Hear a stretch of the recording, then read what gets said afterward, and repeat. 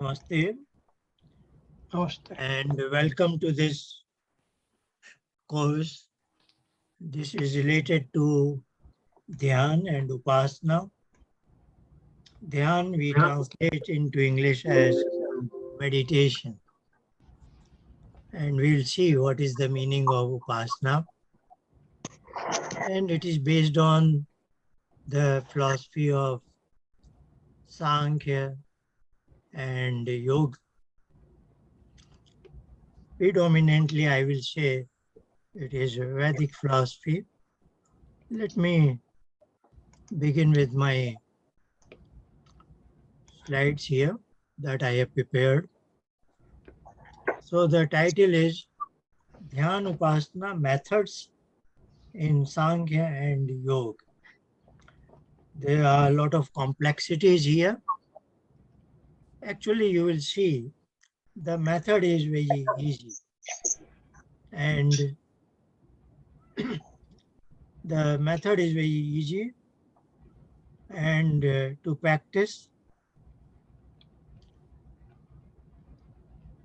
But the relative theoretical aspect of that is also simple, but somehow a number of distortions are. जी आपको ध्यान योग meditation का करना सुनना कुछ ध्यान योग मेडिटेशन आपको सुनना अभी अभी तो मैं थोड़ा कर लूं खा लूं जी कुछ खाइए खाइए खाइए जरूर जरूर पहले पेट पूजा उसके बाद खाइए ये है ना इसका तो मेरे पास भेज दो ना जी तो मैं Yeah, please, I will request all to mute yourself so that there is no interference and we can get going.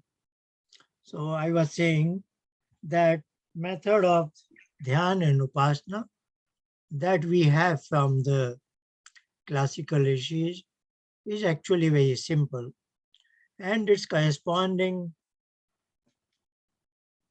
theoretical ideas are also very simple, but the way we have received them, particularly in the modern times, there have been a number of distortions there and misunderstandings that causes us to now when we get, because we have heard many things in the wrong manner, now the correct interpretation you will see you may find it's slightly difficult to understand, but it is actually not that difficult. Difficulty is because we have got used to certain terms. For example, even the term Upasana, we are now used to hearing it as worship or communion, something like this. But Upasana is a technical term, and in today's session, we will get to know its correct meaning. And once we know the correct meaning, that actually is very simple. So we'll see how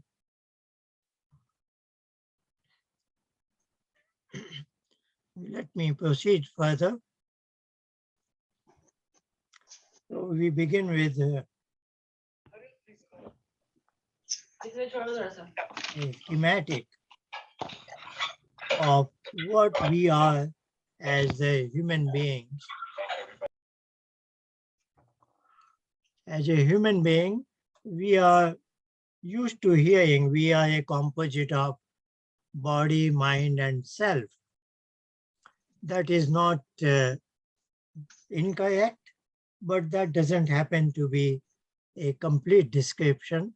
So let us try to understand, particularly with reference to the Vedic philosophy.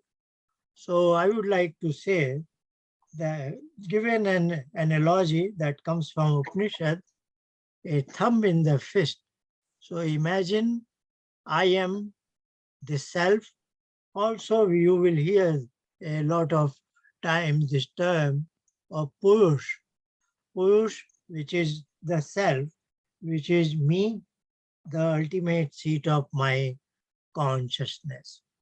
So as I came into this world, as I entered into my mother's womb, the Purush, the self didn't come alone. It was enveloped in something, in a envelope of, we will say, mind. So of course, many of you are familiar with this self or Purush, as if it never dies, it is eternal, and so on and so forth. But in Vedic terminology, not only the Purush, even our mind as a whole is also not exactly eternal, but that also wanders. It is always enveloping the Purush, and life, the cycle of birth and death, it is going together along with the Purush. So the reason I am saying this is we are nowadays accustomed to thinking our mind is the brain, and of course, when I die, this whole body is left here. So the mind is as if it is left and I go away somewhere. But in the Vedic terminology, I, the Purush, goes away with the mind. So mind is something kind of that gives me a continuity from one life to another. So this we will bear in mind that self is like the thumb that has been enveloped by the palm in the fist, and that palm is my mind that is enveloping me, my consciousness, myself, or can be called as Purush. This is both, it is somewhere deep in a cave inside my skull somewhere. That is also called as Hridayakash. So heart space, so to say. Don't want to bring too much of complexities, but in Vedic terminology, in the context of Dhyana and Upasana, meditation, etc., in philosophy of Samkhya and Yoga, Hridaya is not this on the left side heart that is pumping heart that causes blood circulation. Hridaya is that tiny cave, that space where myself and my mind are residing. So there is another interesting uh, description in the Upanishad that also comes from the Vedas, particularly Atharvaveda, that I, the self, the Purush, has 5 sheets overall. So that introduces another layer. So as I said, body, mind, and self is not inaccurate, is not quite, is not incorrect, but is not very accurate. So let us try to understand. So this is a body layer. The is mentioned here in Devanagi Annamaya Kosh. So I have not written all the 5 layers, but it is like body layer, body sheath, and next is the pranic sheath, pranic layer, where all the vital life forces are concentrated. Then there is a outer mind. Outer mind is through which I say I am speaking, and our motor organs. So that is outer mind. And there is an inner mind that processes the knowledge.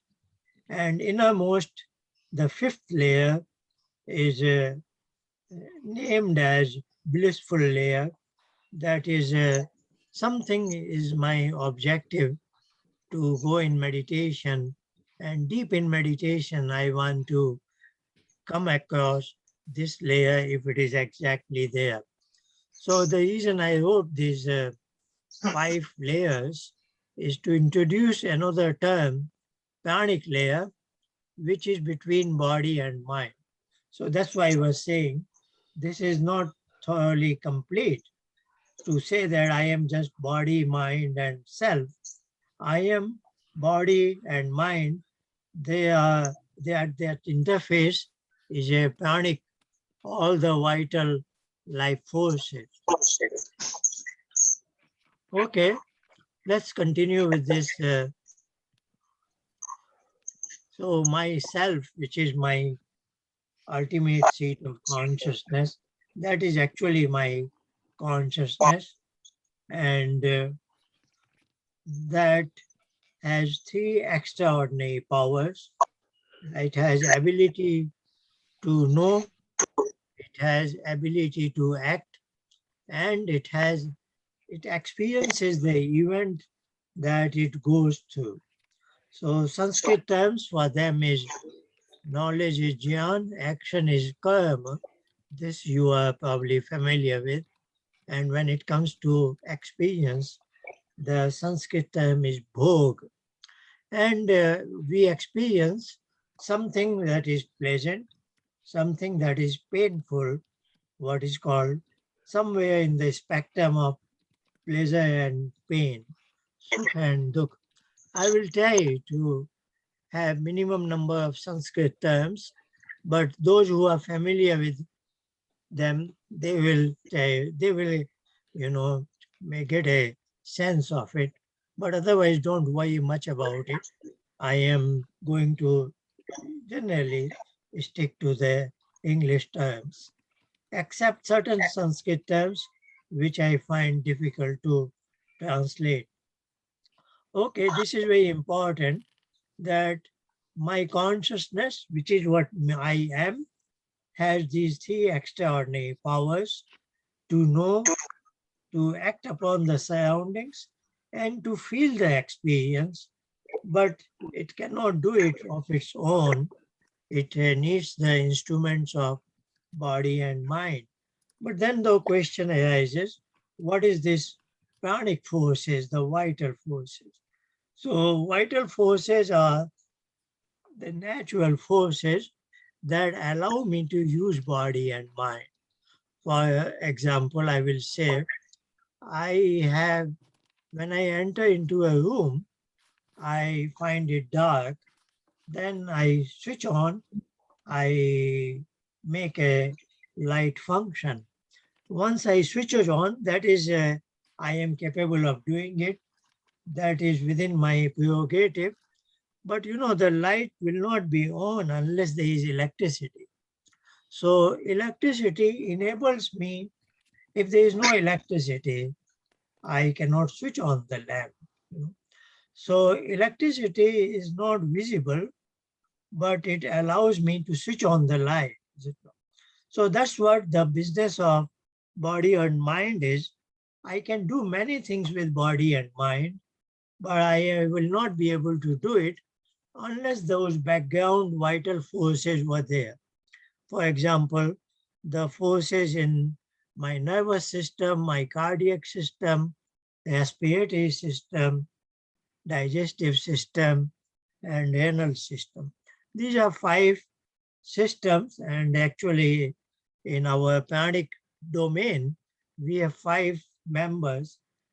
Those who are familiar with those terms is okay, otherwise that whole family is called as pran. The 5 elements are, 5 members are pran, apan, vyan, saman, and udan. So these are 5 background forces. If they are functioning well, then I can use my body and mind in a conscious manner. Otherwise, life is over, so to say. So that is the business of body and mind I am using in my life, but this is made possible by the vital forces. That's what Pranamaya course or pranic domain we mentioned in the previous slide. Let's continue here. So we have seen knowledge, action, and experience. These are 3 powers that we have, and that is what we are going through in our day-to-day life. Obviously, everybody wants to minimize the pain and if possible, maximize pleasure. But we know it. It's howsoever smart you are, somehow pain strikes us. So this slide is trying to give in a nutshell what Vedic Rishi's strategy of life is. What they said is our typical three states are: we are wakeful, like at this point, I am consciously using my body and mind, I am alert, and you are listening to me. That is wakeful state. Then when body and mind are functioning, are fully under our control. Then there is a dream state when we are not using much the body, but something is happening in our mind. When we go to sleep, in dreams, mind is displaying something, and maybe we don't have much control over it, but still mind is active, so to say. So in wakeful state, both instruments of body and mind are active. In dream state, body is not much active, but mind is active. And even in these two states, we can have our experience, and that can swing between the spectrum of pleasure and pain. There is a third interesting state of ours that Vedic philosopher has examined in detail. The Sanskrit term is Sushupti, and it refers to deep, dreamless sleep, profound sleep. Once in a while, we experience this kind of a sleep. When we come out of this sleep, we, at that very next moment, we feel that we are very relaxed, and it was a nice relaxation, nice experience.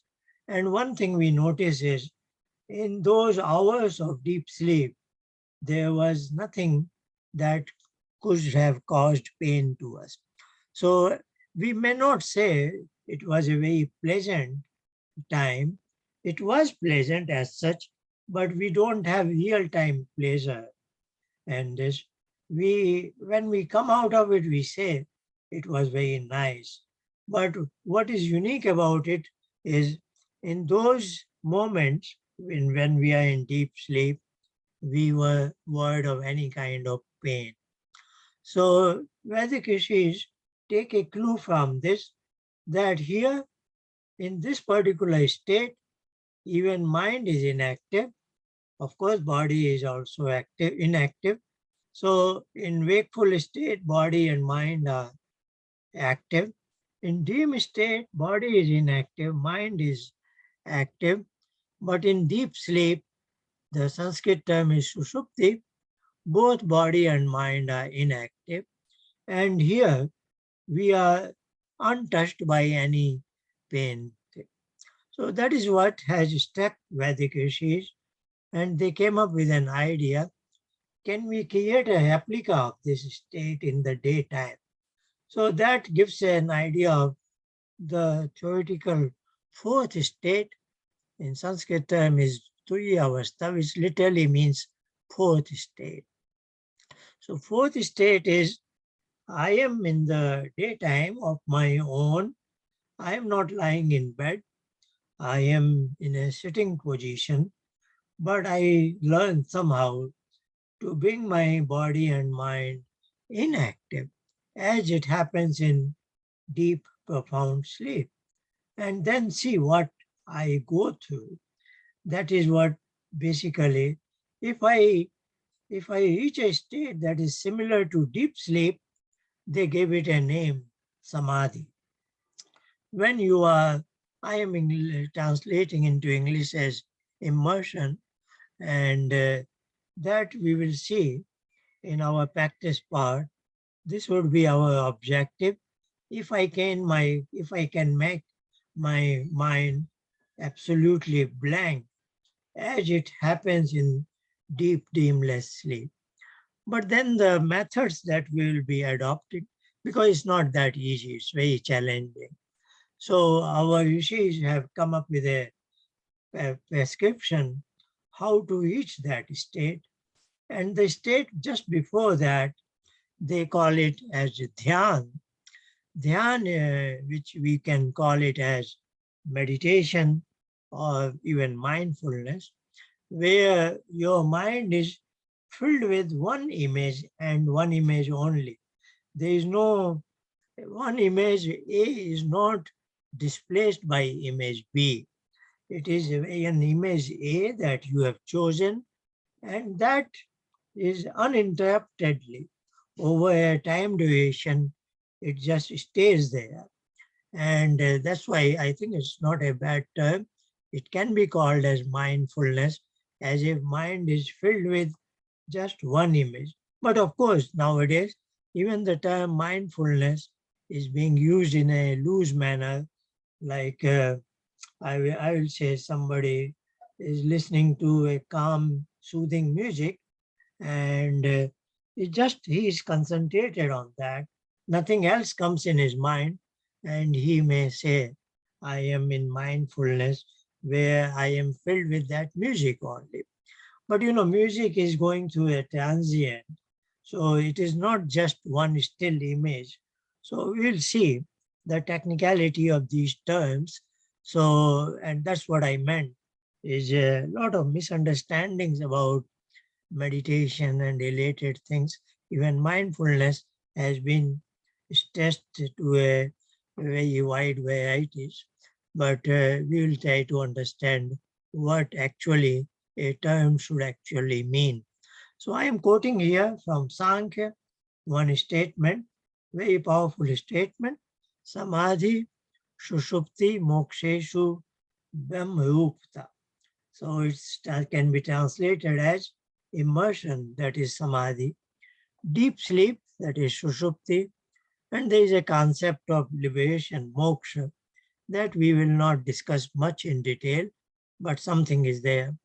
In these three states of Purush, Purush meaning the self, Purush is with Brahma, void of pain, being disconnected from matter, and furthermore experiences Anand in the first and third states. So what is trying to say, we looked at that Anandamaya course, that is the closest sheath, closest layer to me. So what the statement in Sankhya is saying, in these three states, I am immersed as if I am in an ocean of Anand, so to say. Samadhi, Sushupti, Moksha. Of course, in Sushupti, I am as if there is a blackout. I am not quite aware of it. But when I come out of it, I feel it was something very interesting, something out of the world. So what we are seeing is, let me just summarize what we have discussed up till now. What we have seen is that our three powers are knowledge. Let me go to slide number 3. In our day-to-day life, everybody, a common human being or intelligent, everybody goes through these three kind of functions, so to say: knowledge, action, and experience. Or to use Sanskrit terms, Jnana, Karma, and Bhog. Now in this Bhog, there is a multiplicity. There is a spectrum of pleasure and pain. Obviously, nobody likes pain. So but however smart you are, however rich you are, pain is going to strike us, that we know by now. So what Vedic Rishis is saying, they have learned from Sushupti. What they are saying is, Sushupti was void of pain. So if in the daytime I can create a replica of Sushupti, then I will be void of pain. And that is going to be an exercise in Upasana.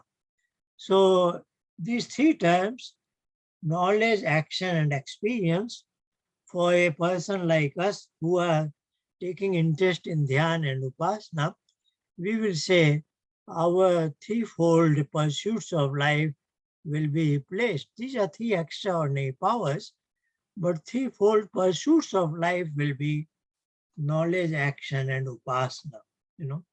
Because in upasana, I want to create a replica of Sushupti, deep sleep, and then I will be, at least in those moments, I am void of pain, and gradually I will see that even my knowledge and action will be powered by that sort of an experience. So that's where we were. Okay. So importance of Upasana. I am from my smart background, but it applies to everybody. It is not limited to something. And there is a misunderstanding in our Samaj at this. This is a bit unfortunate, but I am trying to point out that so many misunderstandings are there when it comes to Upasana, that that's why this course is relevant and is very important, and is trying to clear a number of misunderstandings so that we are on a good footing as far as the practice part of Dhyana-Upasana is concerned, and also on its theoretical basis. So as some of you probably know it, there are four Vedas, namely Rigveda, Yajurveda, Samveda, and Atharvaveda. And of course, Vedic philosophy has its foundation in the Vedas. And then it is said that all the four Vedas have four major main topics, subject areas that are covered there. So Maharishi Dayananda, who is the founder of Samaj, and he wrote extensively a commentary on the Vedas. He mentions that Rigveda on the last column, Rigveda is on Vijnana. So I am borrowing the Sanskrit terms at this point, but I will try to clarify. Yajurveda is on Karma, Samveda is on Upasana, whereas Atharvaveda is on Jnana. But even in Samaj cycle, I hear very often that they have reversed these two terms in gain. They have made it one. This has been, Rigveda has been said to have Jnana, and Atharvaveda is said to be talking about Vijnana. The common sense view about this word Vijnana is the material science, and probably somebody thought Atharvaveda is talking more about material science, etc., Ayurveda and many other things. So he thought, or they thought that Vijnana should be here and then Jnana should be there. But they haven't understood what actually Maharishi Dayanand's, this is if you go to India, Vijnana means science, material science, physical sciences about matter, But this is a Vedic terminology, and that is what, if you are not familiar with this terminology, then you make all these kind of inaccurate ideas.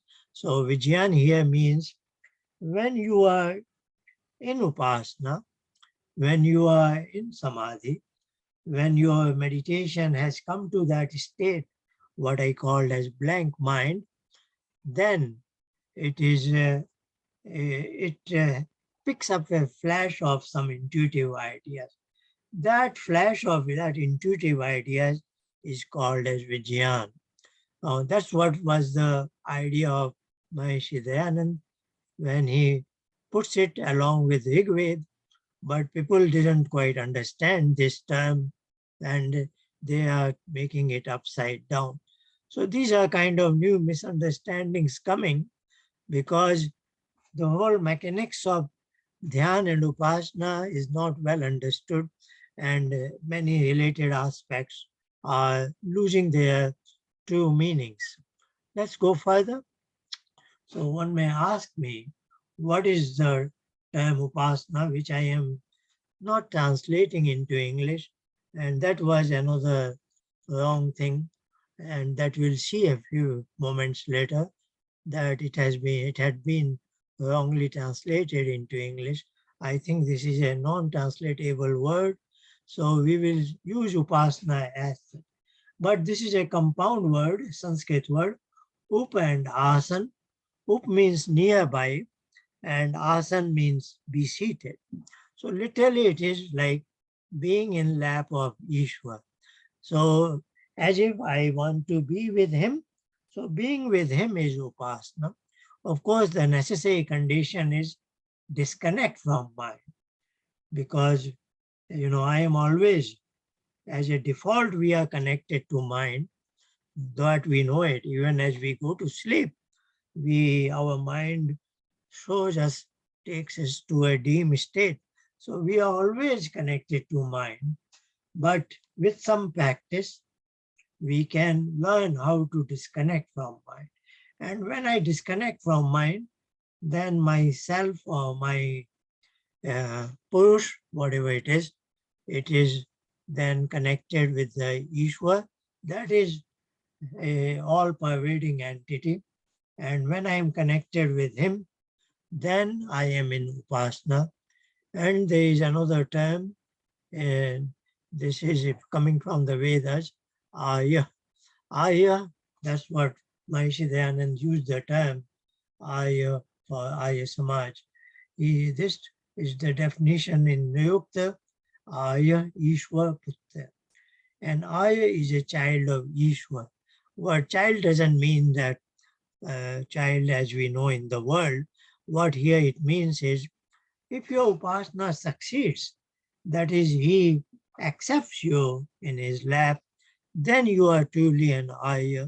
Otherwise, you are just like a common human being, like any others. So this requires a lot of qualitative progress, that qualitatively you are a person worthy that your Upasana can succeed. Okay, let's go further. Benefits of Upasana. This is from a small booklet by Maharishi Dayanand. The booklet is called Ayodhya Ratnamala, where he writes about 100 terms at his listing number 26, Upasana. This is his original term in Hindi, which I will read out and then read its English translation also. जिस करके ईश्वर ही के आनंद स्वरूप में अपने आत्मा को मग्न करना होता है, उसको उपासना कहते हैं. So there is an Anandamaya course. So the activity that leads you to be in the Anandamaya course of, then that is activity, that function is called Upasana. As you see here, the translator has described Upasana as absorption into the blissfulness of God is termed Upasana. It's not a bad translation, quite good. And he is calling Upasana as Upasana. Upasana comes from, then he puts a note, Upasana comes from Up, which means near, and Asana, which means seat. So this is almost saying what I just now said. It signifies sitting near or association with God, or in other words, realization of the divine being. There are two more slides on this. Another book, Satyat Prakash by Maharishi Dayanand. In its appendix, he is writing again about 100 terms.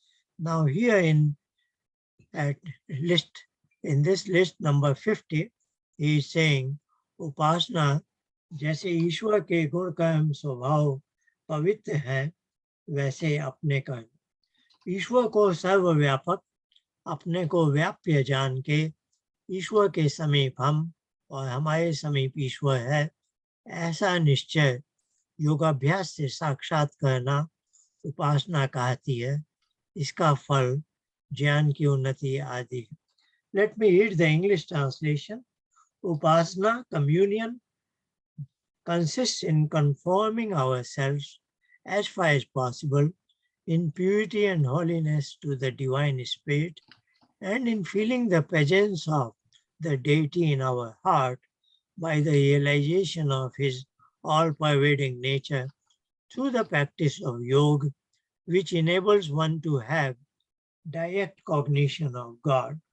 Upasana serves to extend the bounds of our knowledge. So now there are a few ideas we are picking here.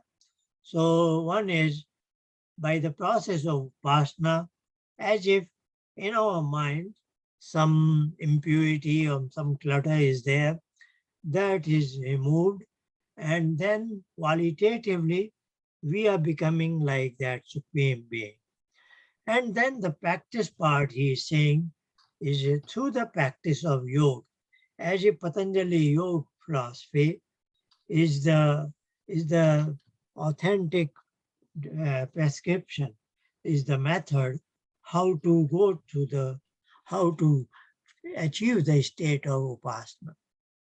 And then he says at the end, your knowledge, and that's what we were saying, Jnana and Vijnana, you get some new intuitive ideas, new flash of knowledge. Otherwise, our knowledge is limited to what we hear from others or what we read from books, etc. Otherwise, by way of yoga practice and by way of success in upasana, we get another kind of new ideas, new flashes, new intuitive ideas. And the third out of this three slides, Satyat Prakash, chapter 7, Iska Phal means the resultant of upasana. जैसे शीत से आतु पुरुष का अग्नि के पास जाने से शीत निवृत्त हो जाता है, वैसे परमेश्वर के समीप प्राप्त होने से सब दोष दुख छूट कर परमेश्वर के गुण कर्म सदा स्वभाव के सदृश जीवात्मा के गुण कर्म स्वभाव पवित्र हो जाते हैं. इसलिए परमेश्वर की स्तुति प्रार्थना और उपासना अवश्य करनी चाहिए. इससे इसका फल पृथक होगा, परंतु आत्मा का बल इतना बढ़ेगा कि पर्वत के समान दुख प्राप्त होने पर भी न घबराएगा और सबको सहन कर सकेगा. क्या यह छोटी बात? The result is that the soul, the self, by coming close to God, is rid of all its impurities, sorrows and griefs.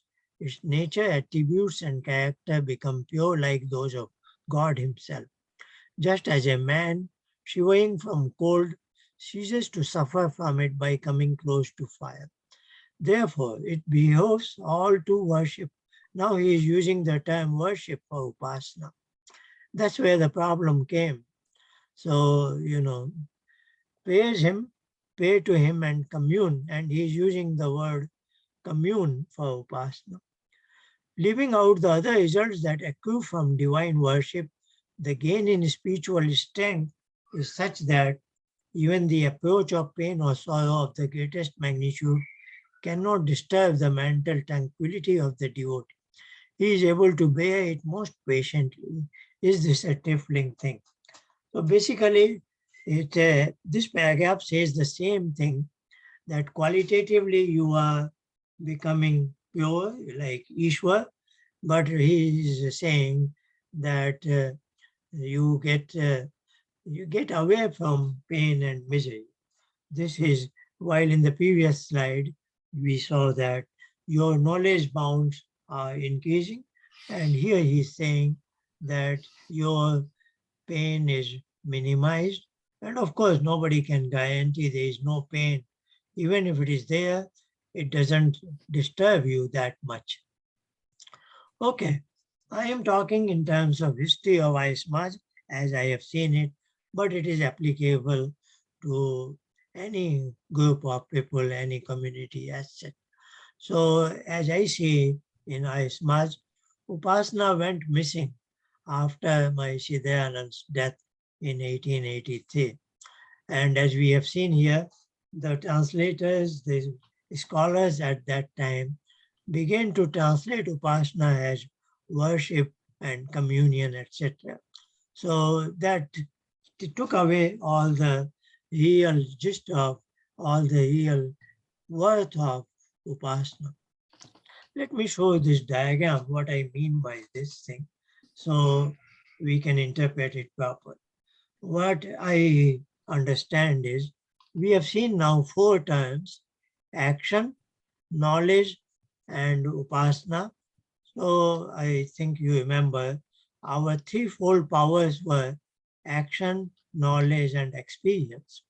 Then we argued, taking the clue from Sushupti, deep dreamless sleep, that if I learn to practice Upasana, I will be gradually away from pain. Just like deep sleep is void of pain.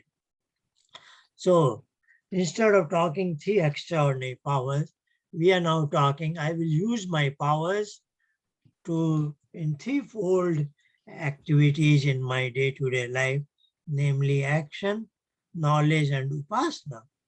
And if my Upasana succeeds, then I will be blessed with some intuitive great ideas that is called as Vijnana. So this is the pyramid I am making here. So what I want to say is, for a common man who is at the bottom of the pyramid, if his actions are positive, he doesn't do bad harms to, he doesn't harm others, and always is doing what is called dharma, righteous conduct, then he will be interested in, say, attending such a course and wanting to know what is all Patanjali is talking about. And that will open the avenue of knowledge. So he goes from the step 1 of the ladder to step 2. Now he will be not only the action plus knowledge. He will be interested in Patanjali's philosophy and associated knowledge. And then he will probably be inspired to do Upasana. Then he goes into the 3rd step, where he will have actions and knowledge as well as Upasana. Let's see.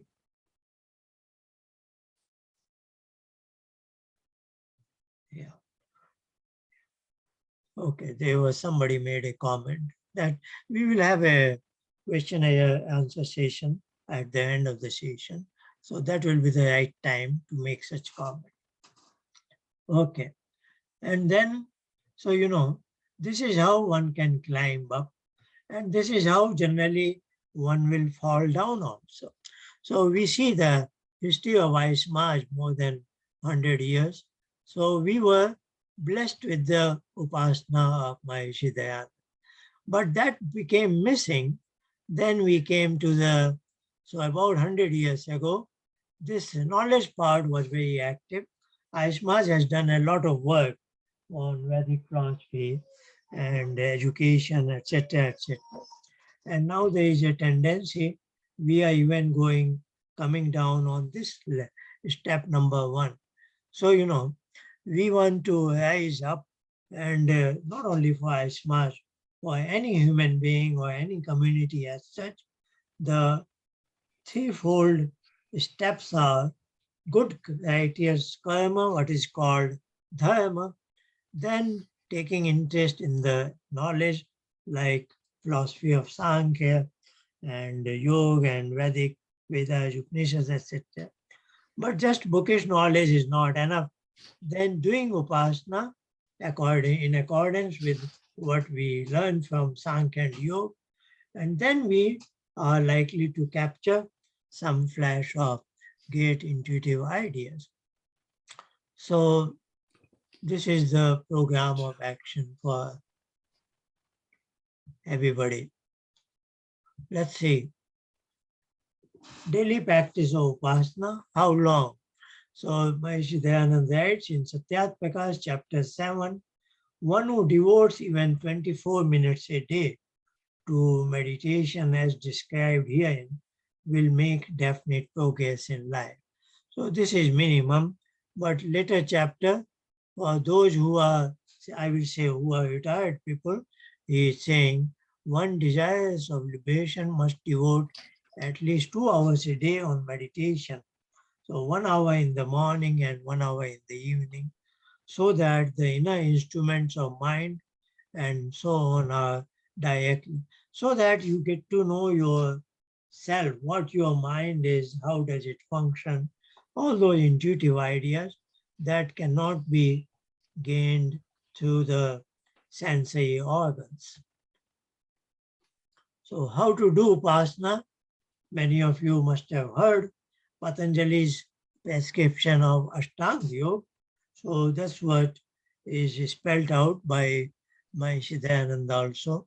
He also mentions that. And some of you may be familiar with the 8 elements of Ashtanga Yoga, which is Yam, Niyam. These are on the left side, the Sanskrit terms, and then I am translating into English as well as best as I can. But Yam and Niyam are lifestyle issues, how to conduct ourselves in day to day. But when it comes to practicing Upasana, when you want to say devote 20 minutes on Upasana, then the later 6 elements become operative, they become relevant. So asana is something, comfortable body posture. So this is, as I said, we are not just body, mind, and self.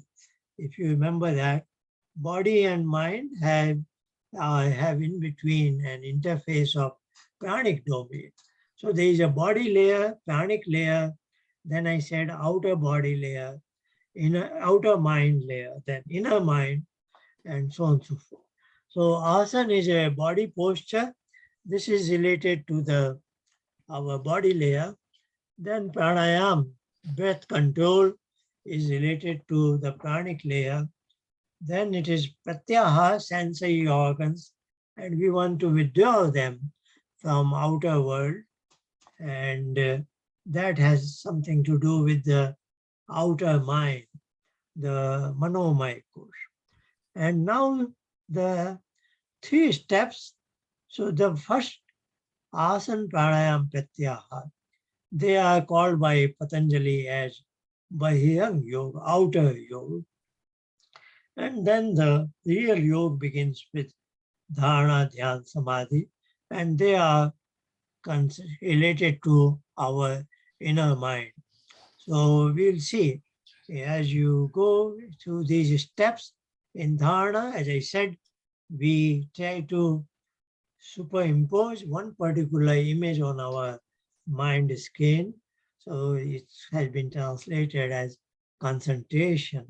And if that is not displaced, if that is continuously there, then dharana, this is graduating to dhyan. That is what is meditation. If you wish, you can call it mindful. And even if that image disappears, then you are in samadhi. So we'll see this upasana, and I am trying to justify from Maharishi Dayananda's book, Rigvedadi Bhashya Bhumika. He is saying dharana is, concentration is described as mind brought away from flickering and established at one point, such as navel, heart, forehead, nose tip, tongue tip, etc. And thereafter, the recitation of Omkar. This is that natural sound, monosyllable sound, Om. So what he's saying is, generally I suggest forehead. So once we get into concentration, that is step number 4 in the previous scheme, then we will say, you place your mind on your forehead and begin with the recitation of this sound. So that will be dharana, concentration.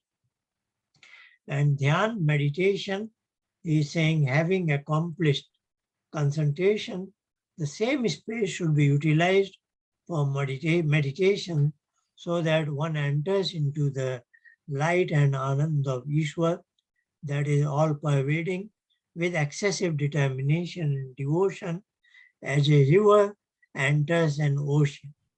No other thought should arise, and one should become immersed in the inherent nature and cognition of the all-pervading entity. This is meditation. So he has described dharana and dhyana, concentration and meditation, giving the example of a river entering into an ocean. What he's saying is, no other thought, nothing else should be there in our mind. So we are being guided by Ashtanga Yoga in such a manner, and I will say, let us now practice what we are learning from these discussion.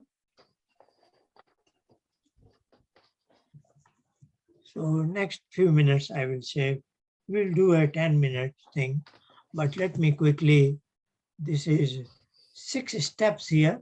As you know, the yam and niyam are lifestyle issues. So now the letter 6 are numbered. Number 1 is discipline your body. And first, at the outset, we want to say our objective is to attain a state of mind as if in deep, dreamless sleep. That is something we all are familiar with when mind is blank.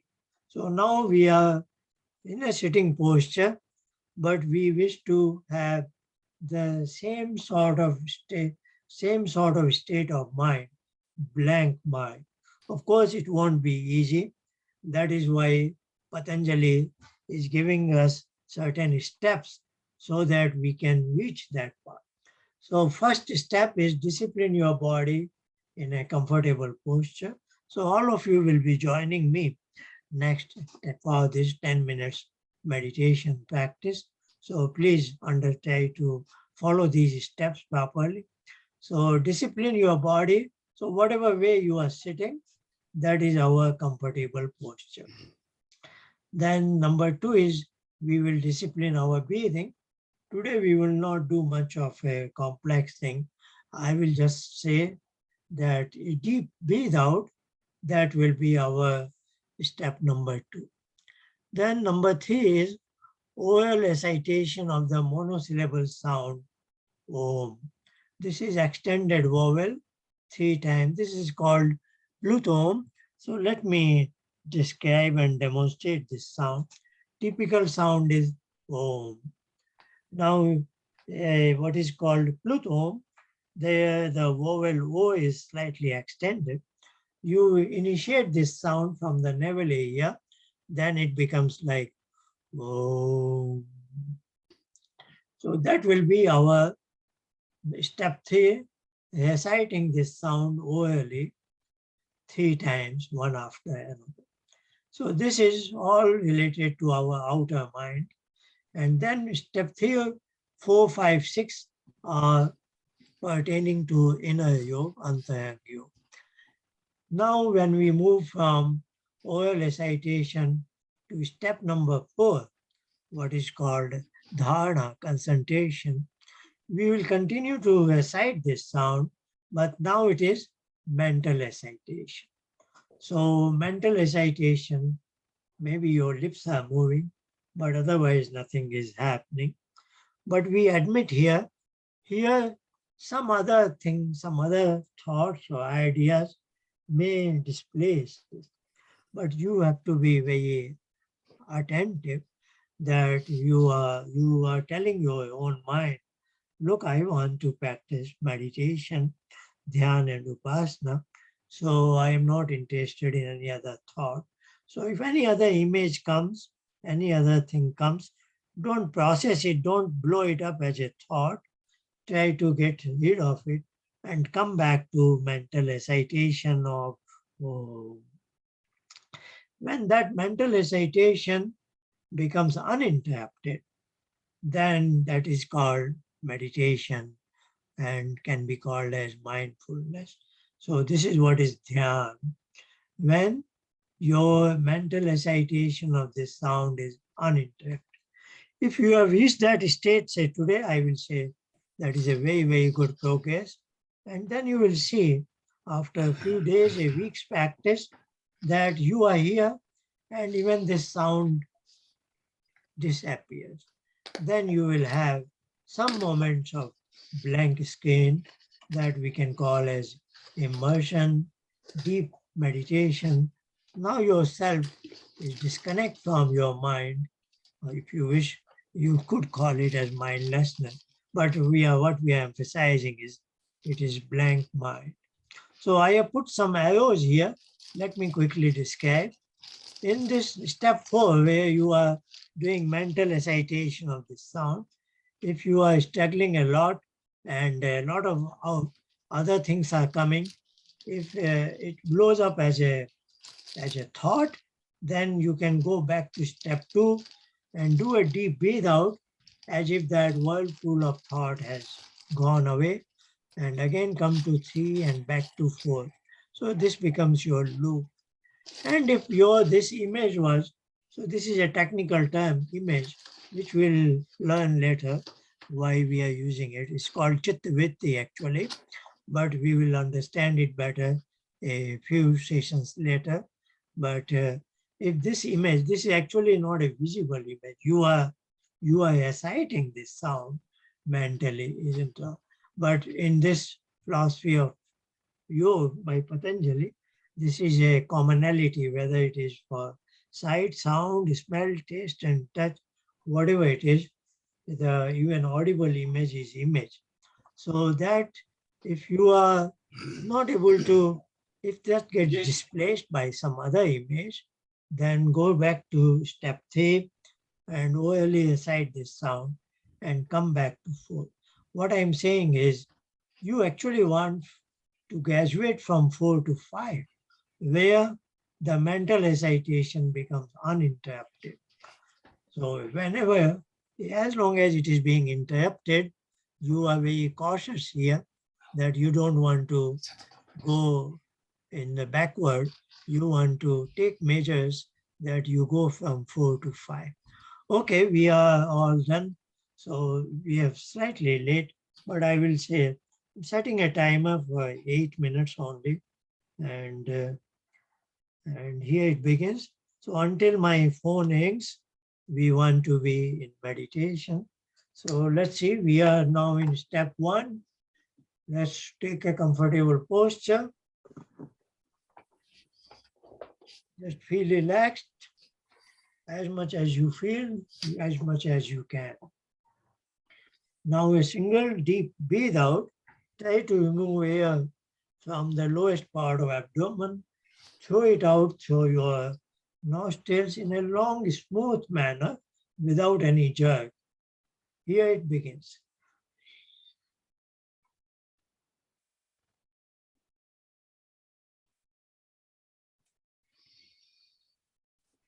Okay, that was our step 2. We tried to discipline our breathing domain. There is a slight pause now. Now the step 3, we will do oral recitation of that sound 3 times, and then stay focused on your forehead and continue with this mental recitation. Now here begins the oral recitation. Om. Om. Om.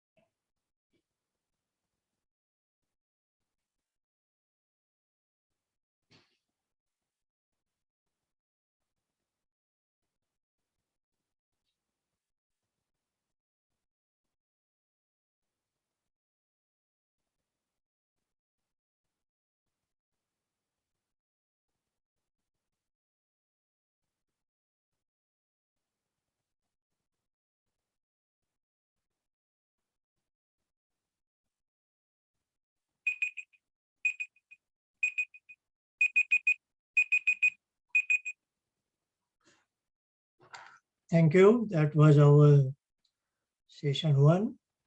I hope you picked up the meditation practice, and I will urge you to continue with this practice every day and treat it as part of this course as well as part of your daily life. Okay, next few minutes we can devote to any question answer. Let me see, there is something in the chat.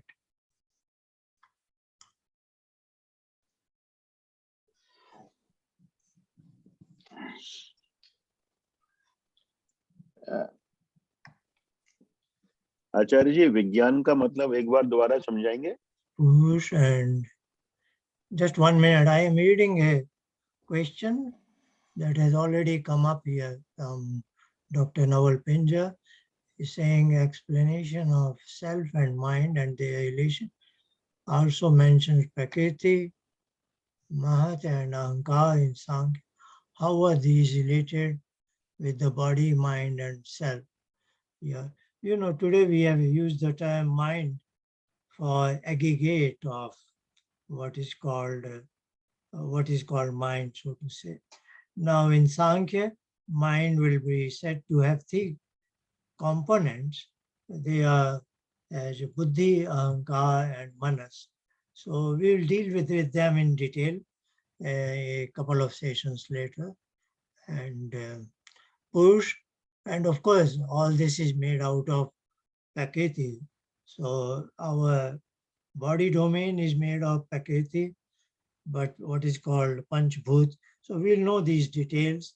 Before Panchbhut, there are finer particles. That's why there was a statement by Maharishi Dayanand that by way of Upasana, you understand mind.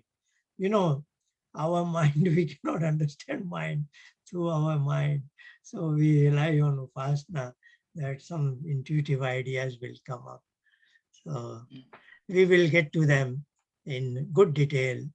That's why this course is extensive, because a number of, you will see that Ahankar has been misunderstood. So we will go in those details at length and also devote a lot of time on what Patanjali means by Chitta.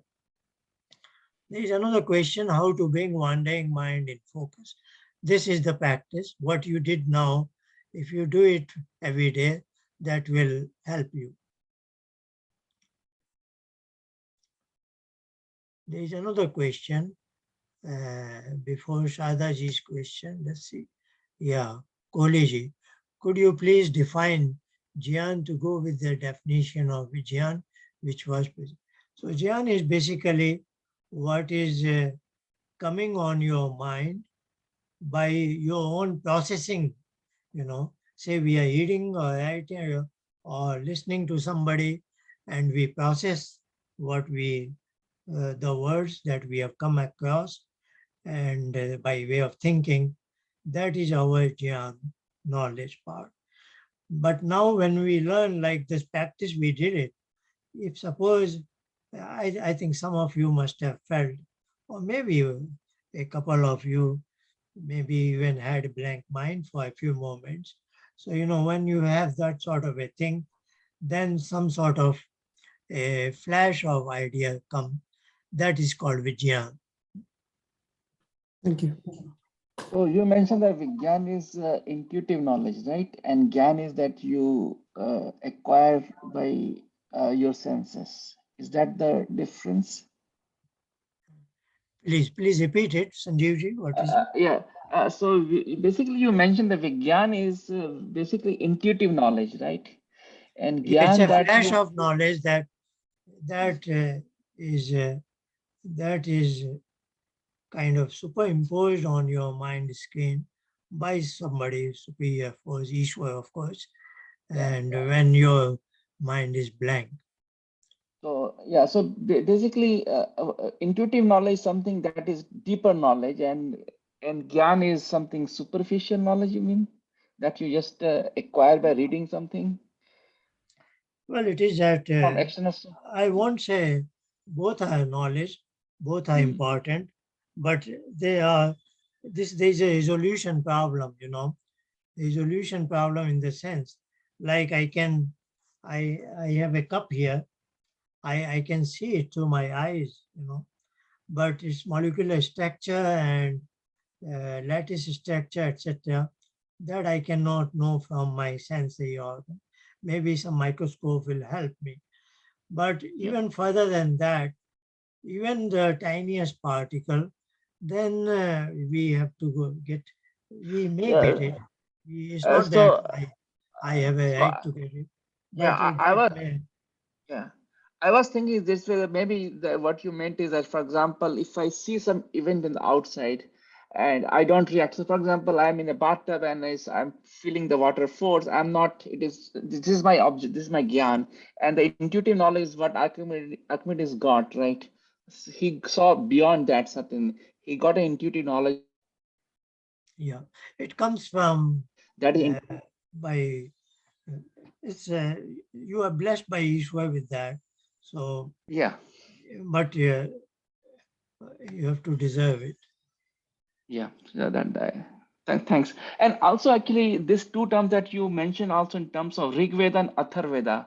So how they are related? I was a little bit not very sure whether it understood properly, because you mentioned Rig Veda, the misconception was Gyan, and Maharshi Dhyanan said it is Vigyan, and Atharveda was Vigyan misconception, and the Maharshi vision was Gyan. So how that difference I didn't understand properly. No, what I was saying was, Maharishi Dayanand is writing in his book that Rigved has principal subject of Vijnayan, Yajurved this and that, so on and so forth.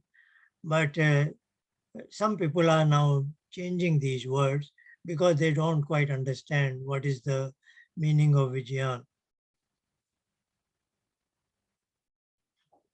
Meaning of Vijnayan from Maharishi Dayanand's point of view.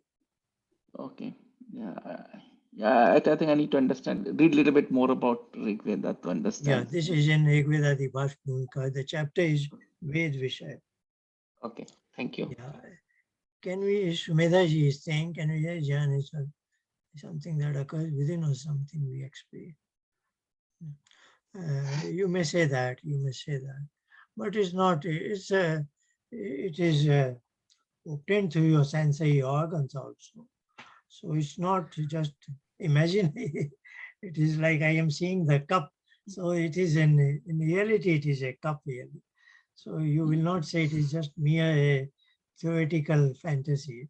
It is indeed a cup, but I cannot see the intricacy of this object through my sensory organs.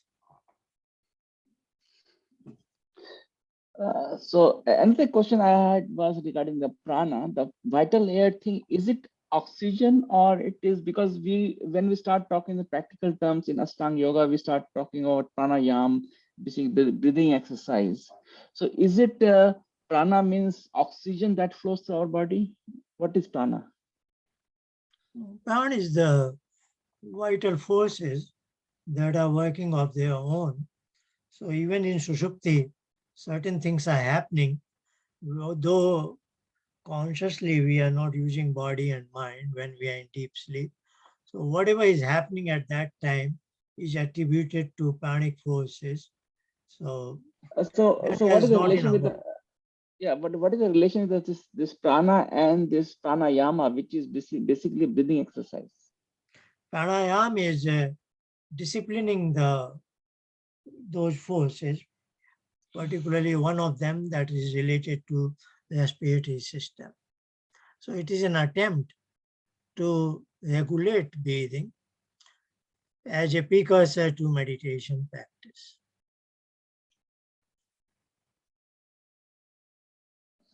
So this is called preparatory steps. So asana, pranayama, pratyahara is outer yoga in preparation for that.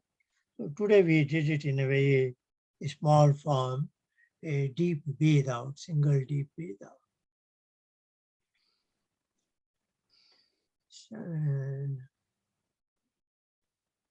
Yes, Dr. Pinja is again, either in the context of meditation or Sankhya, Yoga, Upanishad, is that space is called Hridaya where I am as I.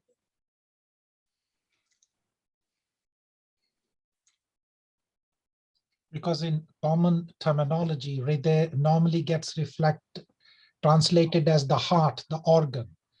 But I think in here, the Hridaya is, as you quite rightly say, it is the core, not the heart as the organ. Yeah, even in English, heart Yeah. means, in Sanskrit, Hridaya means where I am residing, as well as the pumping heart, the blood circulatory cardiac system. Same thing I think happens in English also. Heart may mean the physical heart, as well as sometimes we say the heart of the matter is, or something like that. So heart of the, the real thing. So in Sanskrit also, depending on the context.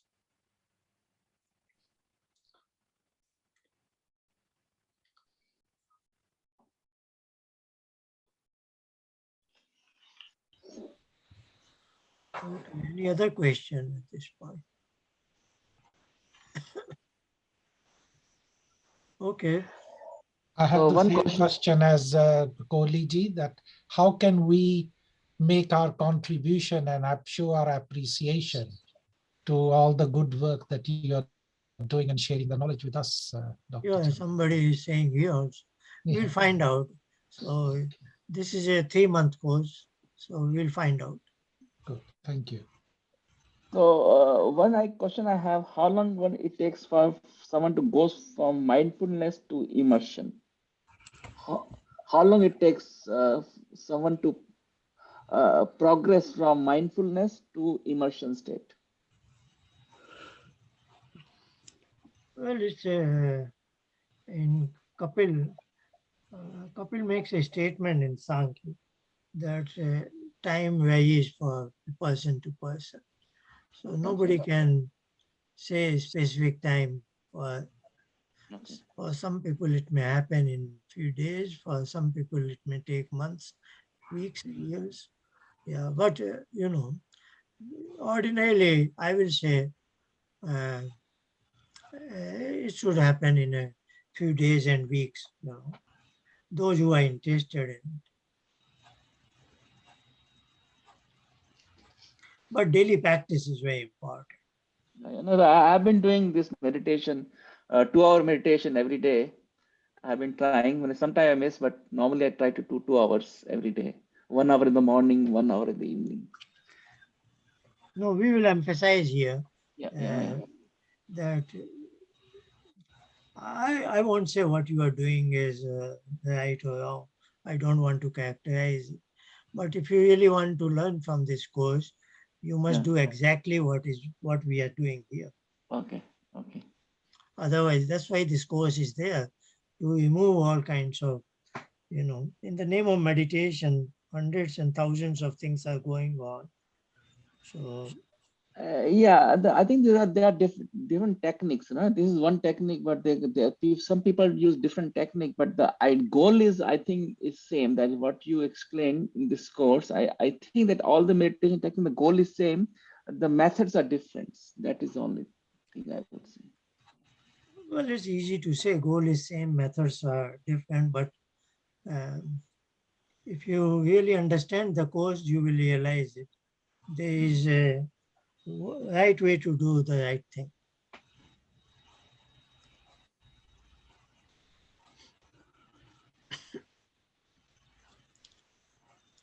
Okay, thank you all very much. We'll meet again at the same hour next week and have a good time.